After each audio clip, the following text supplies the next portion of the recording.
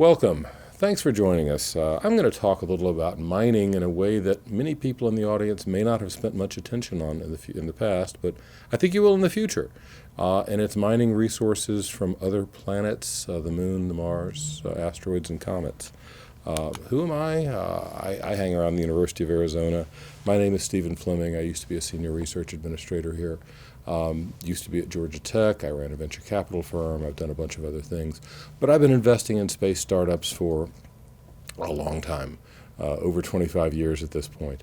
I also started the Arizona Space Business Roundtable. For those of you who are in Arizona, please reach out to me. It's free and we meet once a month. I want to talk about getting resources out of the sky. The moon is bigger than Africa. Mars has more surface area than the Earth. The asteroid belt has 350 quintillion tons of metals, which is a silly, meaningless number, but it's a lot. And comets have everything else that you might need. So anything that you want is available off of Earth, is available in the sky. So if you're talking about mining, we're not just limited to this planet. This is not a new idea. As far as I can tell, the first time it was ever mentioned in the Washington Post was by me. That was me. 35 years and 100 pounds ago, when I talked in an op-ed in the Washington Post about getting an asteroid to use for terrestrial resources. But it's not original with me by a long shot. This is a quote from the author was Robert A. Heinlein in a 1950 novel. The novel is called The Man Who Sold the Moon. This is the greatest chance in all of history. It's raining soup. Grab yourself a bucket. That quote and that story has been mentioned as an inspiration by both of these guys, Jeff Bezos and Elon Musk, who's going to be the world's first trillionaire and perhaps the world's second trillionaire. And they both are focused very, very strongly on getting resources from other celestial bodies in the solar system and making money with them. So this has been going on for, as an intellectual discussion, has been going on for 75 years. It's just now becoming technologically possible to actually do this. So if you look at the resources, you can look at any number of things, but one, if you just want to look at iron. There's an asteroid out there called Psyche with 20 quadrillion tons of iron in one rock. That's thousands of times the total mining output of the entire Earth.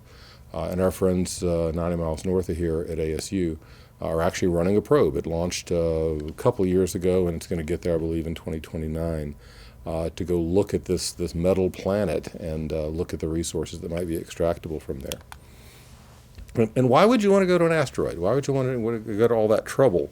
Because those of you in the mining business recognize this diagram on the left. This is the Earth, and you've got the little thin crust there at the top, which is where all mining activity takes place. We've never even drilled all the way through the crust into the mantle. And then under the mantle, you've got the layers of the core. And that's mostly where all the good stuff is. That's where the stuff that would have lots of economic value. But because of the way the Earth got formed, you can't get to it.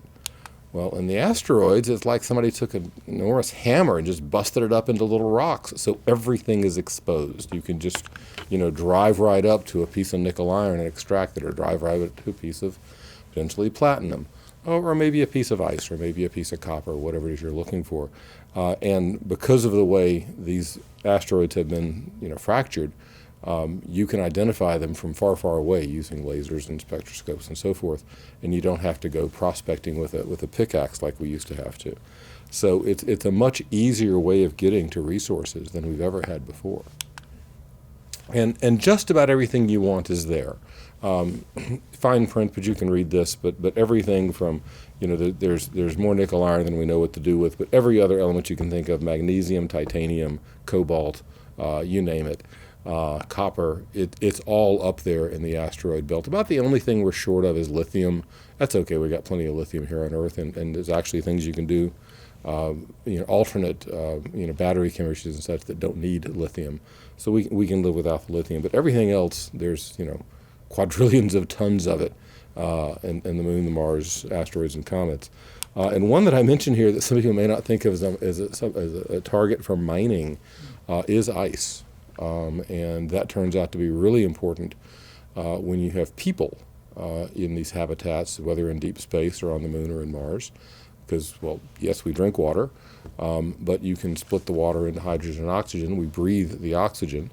And if you recombine the hydrogen and oxygen, you've got rocket fuel. So water turns out to be a really valuable resource for orbital activities. You would never bring any back to Earth. We got lots of water down here, but up in orbit, it's very valuable.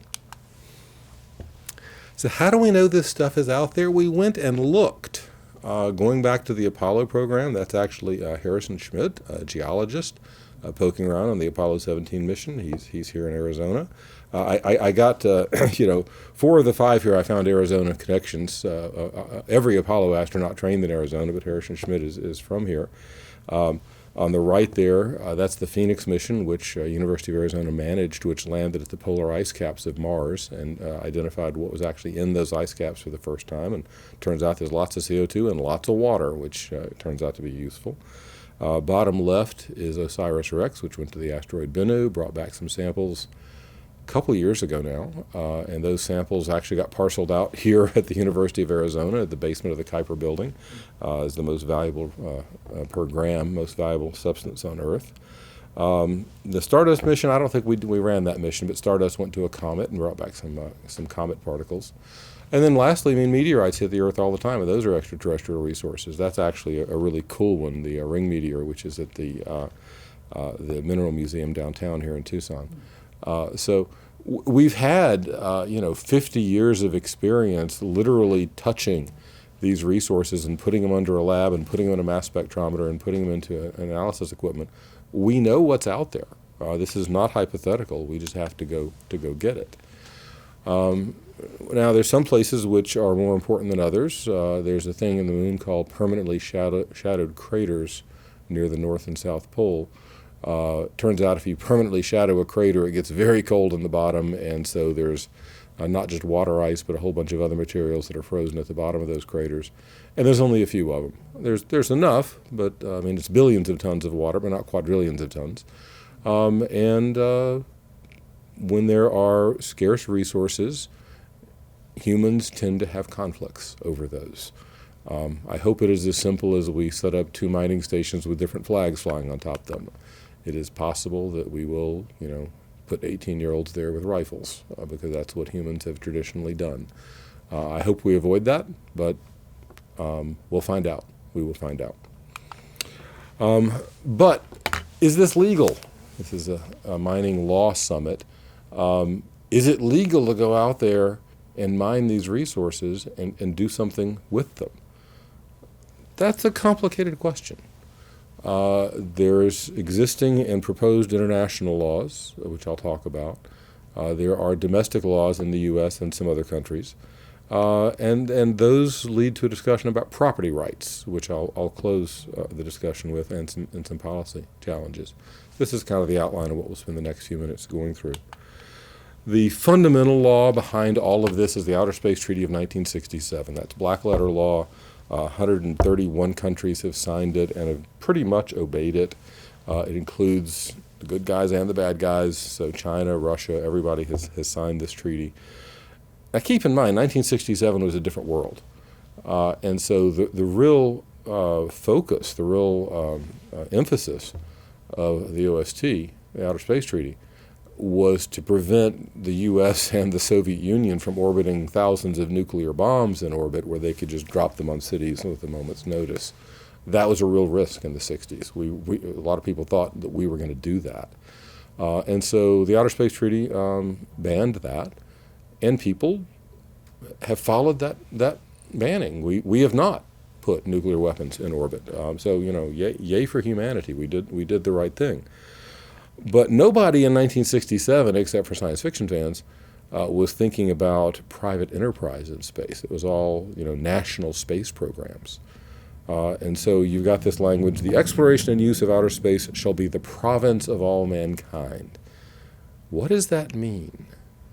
Books have been written. Many, many seminars have been held exploring the implications of that phrasing. There is a black letter sentence in there that the moon and other celestial bodies are not subject to national appropriation. So when we planted flags on the moon 6 times with the Apollo program, we did not claim this land in the name of the United States. There was a proposal to claim this land in the name of the United Nations, which luckily we did not do. But right now, nobody can claim land on the moon or Mars, or can claim an asteroid or a comet. The Outer Space Treaty is also very clear: we cannot have military bases. You can have military personnel. So many of the Apollo astronauts were either active duty or retired military personnel, but you cannot have a military base on the moon or on Mars or what have you. And this treaty is the foundation of pretty much all of space law. It's been around 55 years, more than 57 years now. There was a follow-on treaty proposed in 1979, which goes by the short name of the Moon Treaty. And it was basically trying to establish an international regime that would regulate and control all activities outside of Earth orbit. And the key language there was: the moon and its natural resources are the common heritage of mankind. Now, that language has a lot of history in the legal world, and it's scary because it means that everybody on Earth has a property claim to everything in space. And it really bans private ownership of anything off the planet. It also says you can't environmentally contaminate the moon, which I'm sorry, there's not a native population on the moon to bother with. I don't care about environmental contamination there. And there was an international regime proposed to basically control and parcel out any benefits from accessing space resources. It would have been a disaster. Remember, 131 countries signed the Outer Space Treaty. Only 21 countries have signed this one, not including the United States, at that time the USSR, and now Russia or China, in other words, the countries that count. So this one did not get the same level of support. Don't mean to read this. This is simply to look at. This is the number of countries that have signed the Outer Space Treaty. It's 131 of them. Every country you can think of is on there. Only the ones highlighted in yellow signed the Moon Treaty. And honestly, with the exception of India, most of these are not really ones you would think of as space powers. I don't really think Guatemala should have a lot of influence on what the United States does in space. In fact, even Saudi Arabia, they're in gray, they actually backed out of it. They de-accessed the treaty. So the Moon Treaty is not happening, thank goodness. That process was actually stopped here in Tucson, Arizona, by an organization called the L5 Society, which was headquartered in Tucson at the time. The Carter administration and the Senate were ready to go. They were ready to ratify it, and the L5 Society started a education and mail-in campaign to educate the senators on this would destroy our ability to have free enterprise in space. And thank goodness, in my opinion, they succeeded. So that one's not happening. So we go back to the Outer Space Treaty. That's the underlying legal system that we're under. And it's very clear that space is to focus on peaceful scientific exploration. Okay, we get that. It's very clear that you cannot have military bases or national sovereignty on celestial bodies. It's very clear. And then there's resource extraction and private sector commerce, on which the Outer Space Treaty of 1967 is silent, because nobody was really thinking about that, at least not at the United Nations level, back in 1967. And this has led to two completely parallel sets of jurisprudence of legal interpretation of the same treaty. There's one which is spearheaded by the United States, but there's other countries that have followed our lead on this, that says, what is not forbidden is permitted.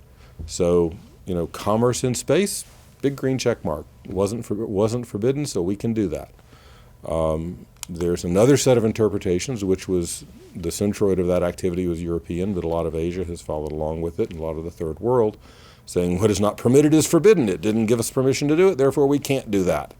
So looking at the same treaty, two different sets of interpretation. For 50 years, people have talked about reopening the treaty and trying to fix this, but that's kind of scary, because once you reopen a treaty, you don't know what's going to happen. So what we have now, as of 6-7 years ago, is the Artemis Accords. This was started by the United States. It is a set of bilateral agreements, and it's with the countries that the countries that we care about what they think. And all the good guys are on this slide. We're up to 56 now. I think Senegal was the most recent one to sign. You're now getting kind of a bandwagon effect where the smaller countries are signing on, even though they don't really have any space activity, because they believe that this is a way by which their countries and their people, their companies, can participate in a space economy without being a corrupt United Nations bureaucracy. Russia and China have not signed; they never will. But everybody else that we care about has. So the Artemis Accords are going to be the way to go in order to really, develop activity in space. I don't have time to go through all 10 of the principles here. I will point out it is built on top of the Outer Space Treaty of '67 and some subsequent work. So it's not changing anything in that law. It's simply interpreting it. And the one that we care about is it specifically calls out the extraction and use of space resources. That is something which is, since it is not forbidden, it is permitted. Therefore, we and the good guys, the other 55 countries, are going to do that. And basically, I'll stay on this slide for a second. The model there is really that it's like the open ocean. Nobody can declare ownership of the open sea. But if you pull a fish out of the water, you own that fish, and you can do something with that fish. You can sell it, you can rent it, I guess. You could eat it. You can process it into something else. And so that's the model which the Artemis Accords are based off of. That we're not declaring ownership of anything in space, but we're declaring ownership of the resources we extract from places in space. Same thought process led to the Space Act of 2015. This is U.S. law, which is basically facilitating commercial exploration and commercial recovery of space resources for United States citizens. It makes it an explicitly a goal of the United States government to encourage its citizens and companies here to exploit the resources of outer space and use them for making a profit. Which is the first time this ever got written down in law. That law has now been imitated by several other countries in Europe and in Asia. And again, we think more of the Artemis Accord countries will start passing laws like this so that their domestic laws harmonize with the international Artemis Accords. And all of that has implications for property rights because if you have clear enforceable title to these off-planet resources, you now have an asset. And an asset you can buy and sell, you can mortgage it, you can swap assets, you can insure it, you can do debt-backed securities, you can do all of the stuff that people have been doing with terrestrial assets for 400 years. You can now do that with stuff on the moon, on Mars, or in space.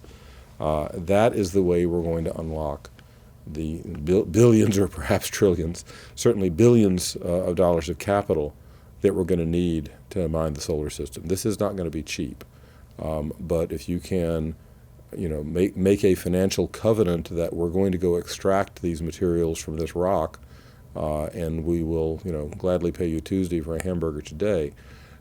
We will actually be able to get that financing from Wall Street and from international sources of capital, and go out and do this. And that's underpinning the law has put in place, which really wasn't there, 10 years ago. So 10 years ago, were we too early then? Yes. Are we too early now? Matter of opinion. This is me on CNN in 2012, so 13 years ago, giving this same story. The laws hadn't been passed yet. Artemis Accords were not a glimmer in anyone's eyes yet. But having this discussion in 2012 with a company that got financed, I was one of the investors, to go after this market. And we were too early, and that company has since gone away. There's a new generation of companies. This is from one called Transaster. There's others that are planning to do the same thing, but now they have the base of law behind them. They have property rights behind them. They have established legal structures to support what the engineers have always known that we could do. Basically, this is showing like a ball in a cup. You capture the asteroid in a big cup because, as University of Arizona discovered going to Bennu, the asteroid that OSIRIS-REx visited, these things are a rubble pile. It's like a sandcastle on the beach. You reach into it, it just crumbles. So you put it in a cup and you close the cup and you melt it. And this is actually that was a rendering. This is a photograph of a early model of that, which is on space station right now. They're testing the opening and closing in vacuum under zero gravity conditions, proving that the fundamental mechanics of that work. Now we just have to scale it up. That's an engineering challenge. It's not a trivial engineering challenge, but we think we know how to do that. So this is coming. This is going to happen. And for those of you in the audience who are thinking, well, gosh, I didn't know this was going to be part of my career, well, it might be. There is a lot of policy issues that we're going to have to go after. Are we going to have a global registry so that you can, like going out, to Sutter's Mill in California during the gold rush and staking your claim by pounding, wooden stakes in each of the four corners of your claim? Well, we're probably not going to do that. How are we going to establish claims? And is that a function of the United Nations, or are we going to put it on the blockchain where anybody can access it? If somebody jumps your claim, who's going to enforce your property rights that we've established? Who's going to be the space police? Is it us? Is it Norway? is it the United Nations? Who's going to do that?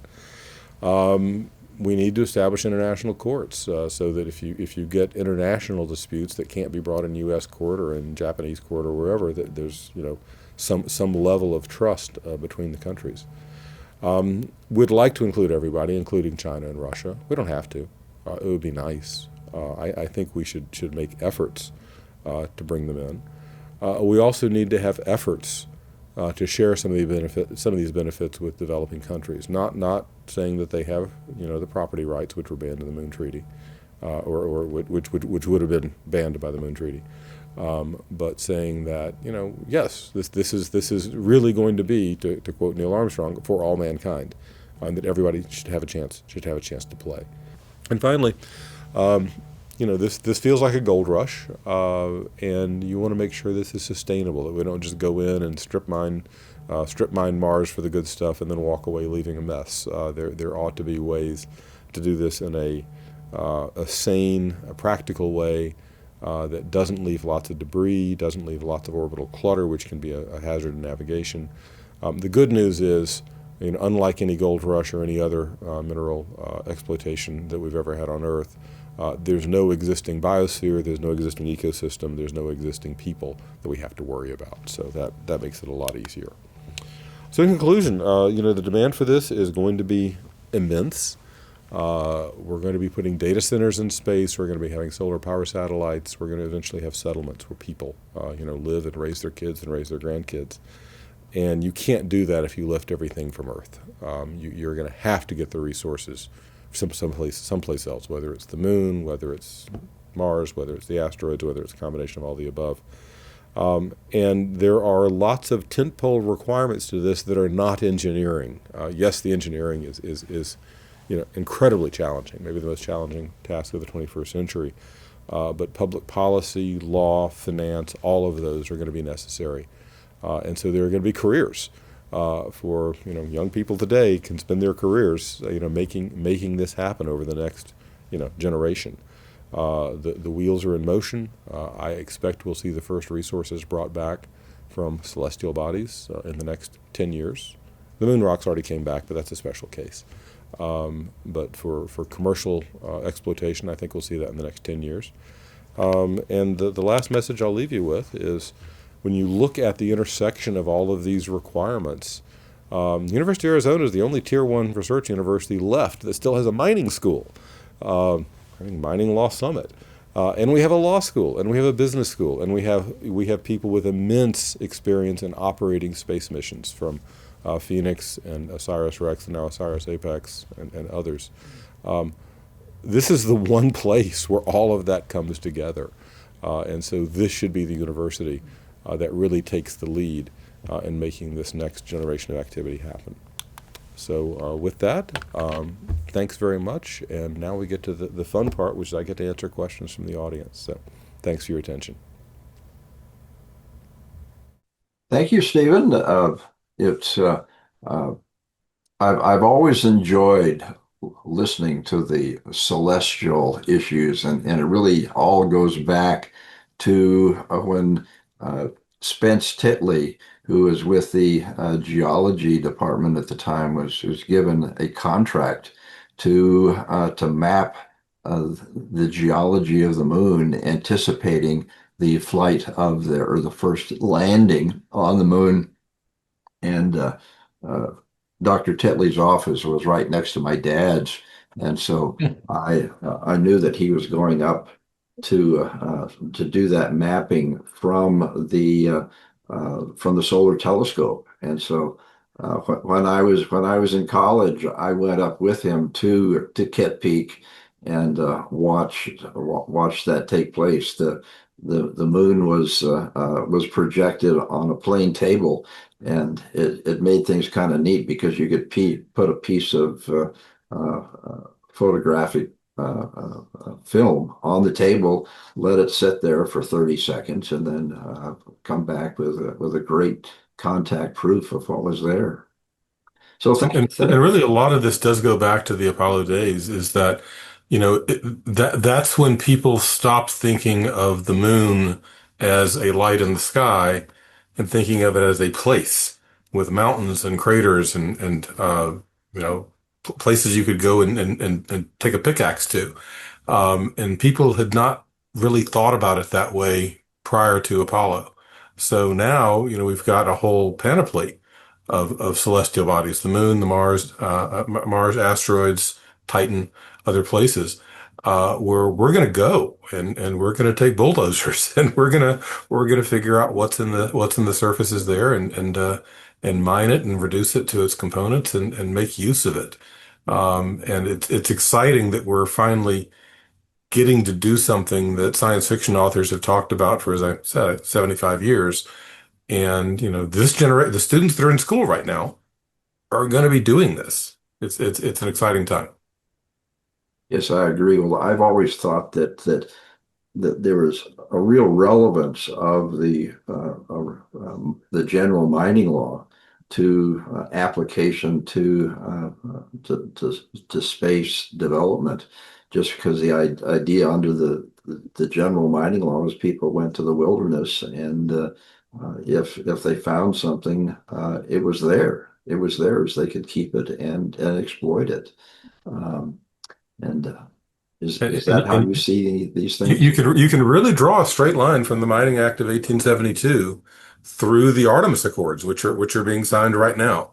And it's the same mindset, is that you're going to have people taking risk, both financial risk and personal risk, like life and limb risk, people taking risk to go out and identify resources and figure out the logistics of getting them out of that body, which is a lot easier in an asteroid because, as I mentioned, it's already been busted up into convenient chunks for us, and the logistics of bringing it back to some place to process it, and then once processed, bringing it to some place where you can make use of it.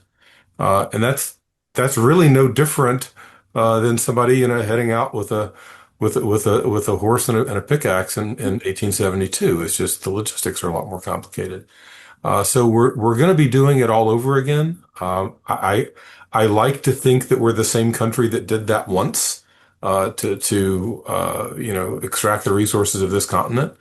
I hope we're a little kinder about it this time. As I mentioned, the good news is there's no ecosystem to damage and there's no natives to displace. So a lot of the problems that people look at the history of the exploitation of the West don't apply in space. But the fundamental economic challenges remain the same, and the fundamental logistic challenges remain the same. And it's just a different kind of engineering to make it happen. Yeah, it probably wouldn't uh, it may be useful just to take a quick review of the Artemis Accords. You want to quickly go through those again? Yeah. The Artemis Accords were triggered, really by people who, in the past several administrations. They started under the Trump administration, but the work started actually under Bill Clinton.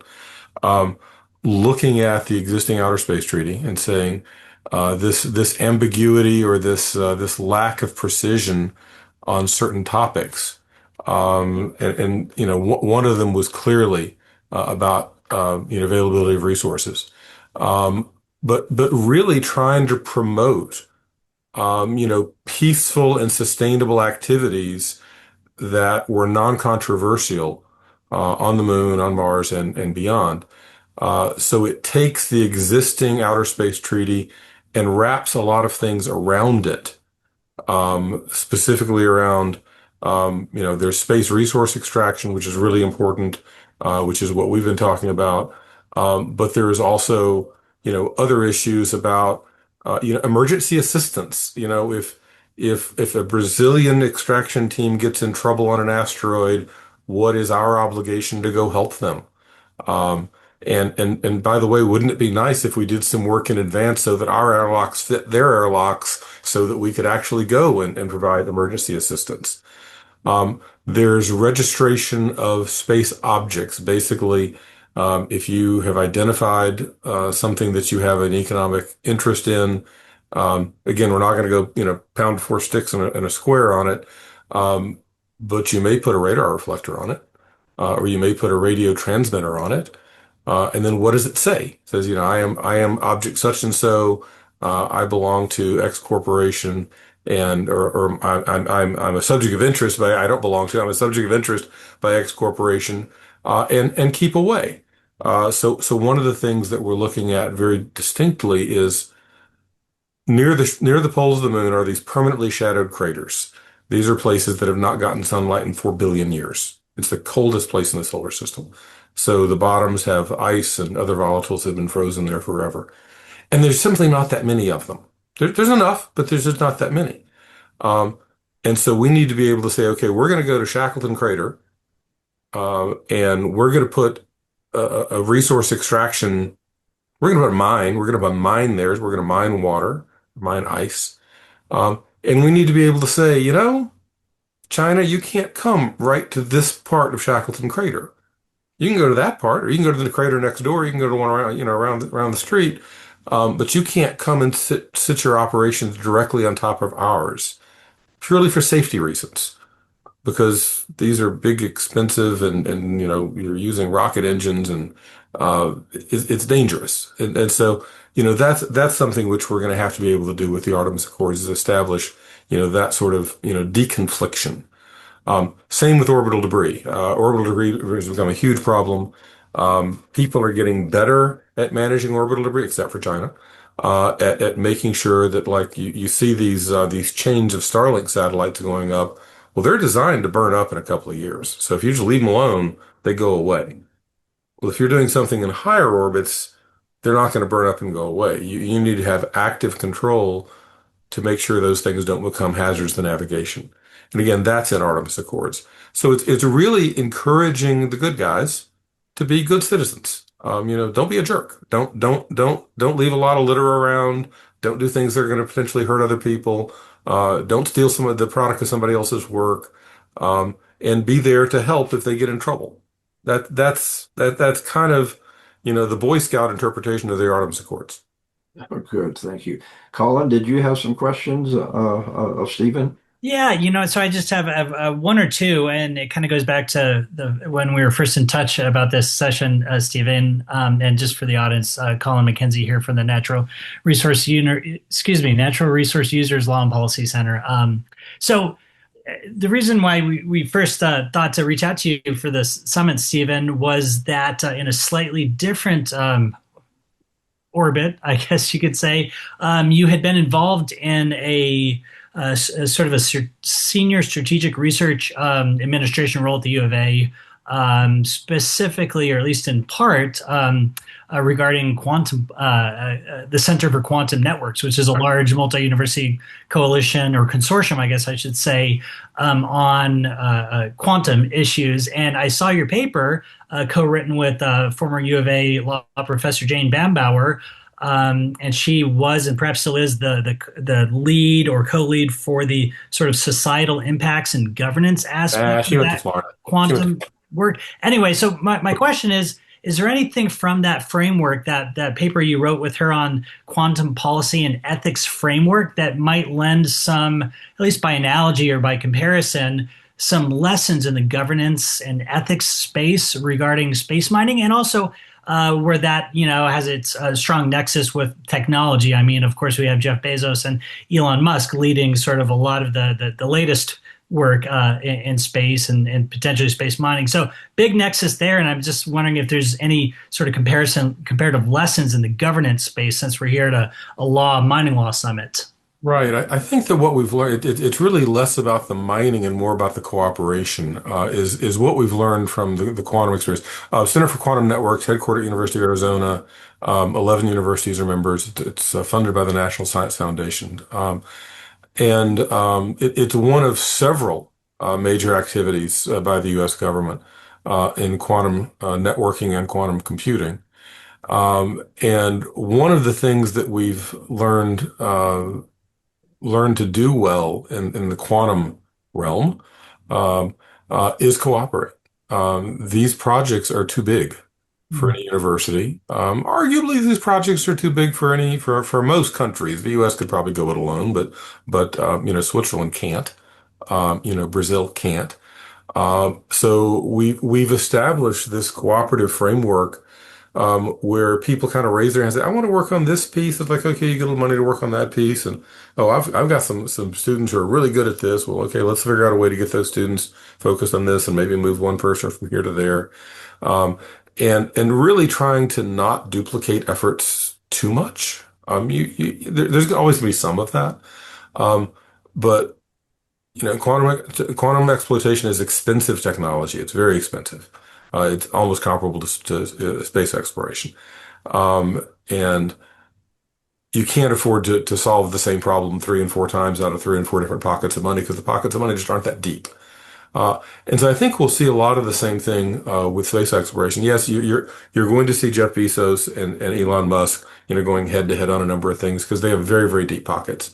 But if you're looking at the Korean Space Agency and the Australian Space Agency, their pockets are not that deep. And so I think we're going to see some collaboration and cooperation around these resources. Australia has a huge mining tradition. Well, let's figure out a way to use, that expertise, with Australian efforts, whereas maybe Japan has got a lot of experience with comets. So let's do comet work out of Tokyo, not out of Brisbane. And so I think we'll see more of that. It's not a command and control environment at all. This is not the United Nations saying, thou shalt do this, that, and the other. It's really peers establishing, here's where we're starting from. Here's where we think we have a bit of an edge. Let's us do this and you do that. So the quantum computing and quantum networking research has evolved that way among the good guys. And again, that is primarily right now, U.S., Europe, and Japan, Korea. There's some others involved, but those are the big ones. I think you'll see the same sort of thing happening with space. The players are different. Europe is way behind, way behind, surprisingly far behind. New Zealand is actually doing quite well in space exploration, which you wouldn't think a little country covered in sheep would do that, but they've done quite well. Korea's coming on strong, Japan is coming on strong. There will be a lot of opportunities for cooperation. And again, under the Artemis Accords, the realm of the good guys, which is pretty much everybody except Russia, China, North Korea, and Iran, and that may change. The good guys are trying to not reinvent wheels, to have common standards, to have common registries. I wasn't kidding about a common airlock. I mean, that's going to be important. Having common connections for your spacesuits. We've already just established that SpaceX and Boeing both built new spacesuits in the last 5 years, and the connections are different. The plumbing's different. So you can't put a Boeing spacesuit into a SpaceX capsule or vice versa. Let's work on that. So those are the sorts of things that I think cooperation can get us there. Yeah, and so just last question, and I think we're right on time. But I can't help but thinking about two of the University of Arizona's current large strategic research initiatives as of now. One in most relevant, to the conversation today, the so-called future of sustainable mining and critical minerals, and another of the four strategic initiatives in the realm of space and national security. So, Right. from your vantage point, the Space Business Roundtable, formerly, research, a senior research administrator at the U of A, what kinds of conversations? Where would you put a pin in it, in your mind, in terms of sort of the most bang for your buck? Speaking of collaboration, in terms of how those two strategic initiatives ought to be talking to each other to avoid silo issues, and just frankly stuff that one of those areas and the kinds of folks in those rooms might just not be aware of or have blinders on. What would be the connection point that could prove valuable as you see it with those two big initiatives? Yeah, we really do. We're talking two of the four initiatives that the senior leadership has established for research at the university. And yes, they should be connected. And the University of Arizona is good at building silos. We're good at building fortified silos, and that's not what we need going forward. There are activities on this campus which there are other laboratories and other centers that are completely unaware. I've been doing this for 9 years now, and I keep turning over rocks and say, "We do that. I didn't know we did that." That's validating to hear. And it's my job to know we do that, and I didn't know that. So we need to be a lot better at pulling people out of their centers, out of their silos, and just having discussions I run the roundtable with the business focus. LPL runs the sectional lectures in Kuiper, Lunar and Planetary Laboratory. The School of Astronomy runs a series of lectures. I would love to see the law school have a regular series of lectures on these sorts of topics. The Mhm. business school, just talking to each other, making friends with each other, because nobody wants to be in a fortified silo. It's just easier. So you've got to take conscious effort to pull yourself out of the day to day and say, oh, there's a bigger picture here that covers the whole campus, and I'm part of that whole campus, and I need to act like I'm part of that whole campus, because that's how you get to that five-pointed Venn diagram, which was my last slide, of all of the activities cooperating. There are some other schools with much less activity than the University of Arizona, but much better internal collaboration and much better marketing than the University of Arizona. And people are knocking on their doors to talk to them because we're not doing as good a job as we should be in getting these resources pulled together. So it's a culture change, and it's one that we're going to have to get people comfortable with, talking outside your silo.